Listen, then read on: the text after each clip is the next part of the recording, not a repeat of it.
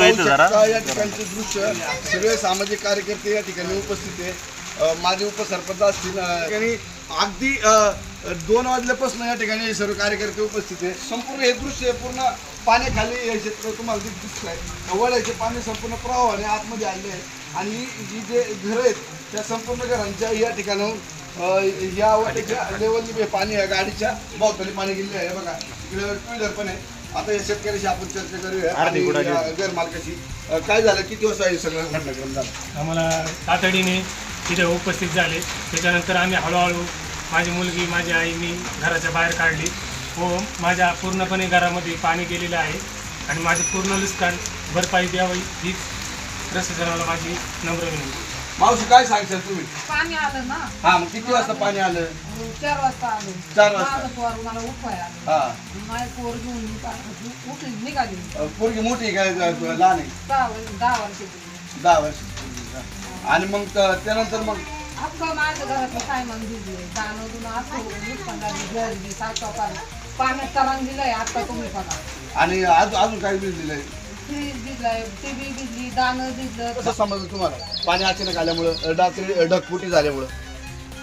आम्हाला समजलं पाणी आत शिरायला लागलं, गुरं वरडायला लागली म्हणून आम्ही बघितलं. औषध आम्हाला पाणी घरात आलेलं कळलं नाही. अंधारामुळं आम्हाला दिसलं नाही आणि समजलं नाही. आम्ही तसंच बाहेर गुरं कसे तरी दावी कापून बाहेर निघालो. गुरं काही गेली, 3 म्हशी गेल्या गाबणी.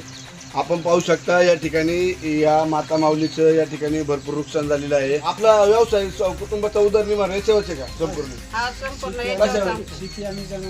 जनावरांची. आता ही वैरण भिजली, आता जनावरांना काय खायला घालणार तुम्ही? आता काय खायला घालायचं? आता कुठून आणायचं? अजून काही फुटलंच नाही तर आणायचं कुठून?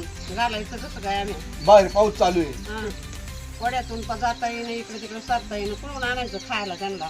आपण पाहू शकता या ठिकाणी कुटुंब आहे. अड्याच्या बाजूला जी घरं आहेत या घरांची भरपूर नुकसान झालेली आहे. आता पाऊस पडत आहे.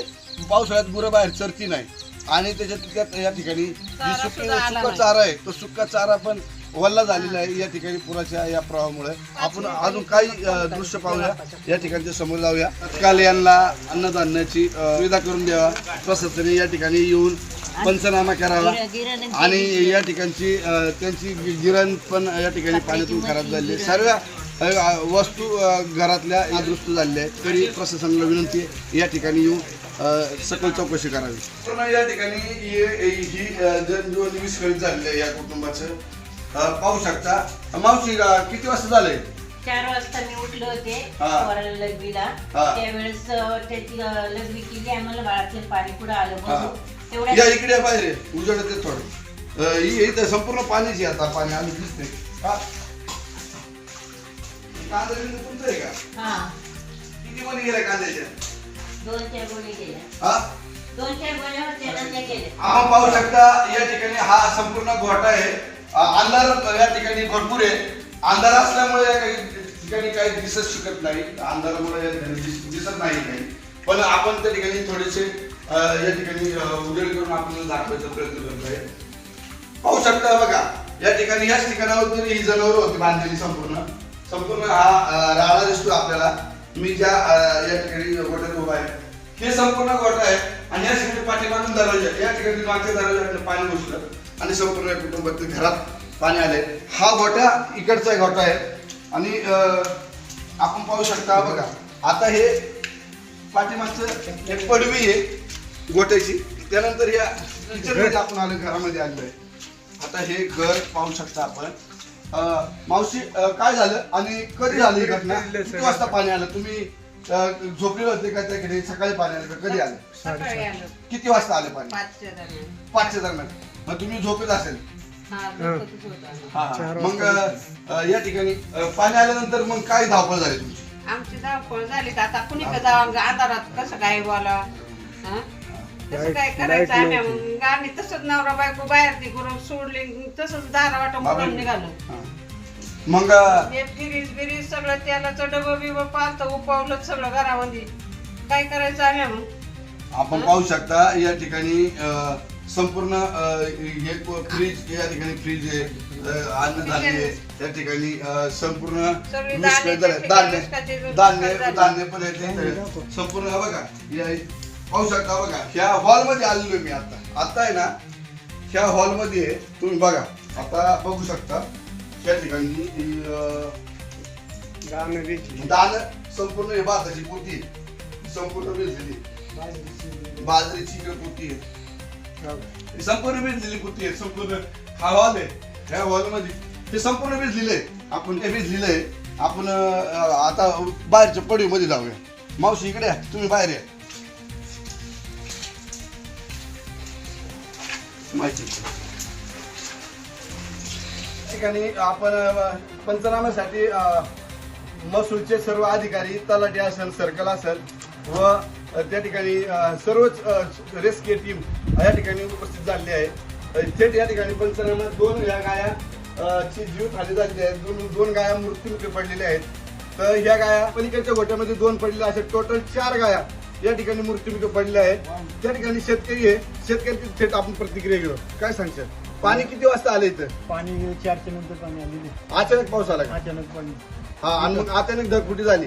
त्यानंतर या ठिकाणी तुम्हाला कसं समजलं का झोप येत होती तुम्ही? नाही जागा झालो, बाकी जनावर काढली, यांना काढतात नाही आली, 2 वाहून गेली, 2 जागेवर नेली. तिथंच पाणी जेवण द्यायचे आणि इथं आमच्या बंधुराने ते खिडकीतून खिडकी तोडून त्यांना बाहेर काढलं.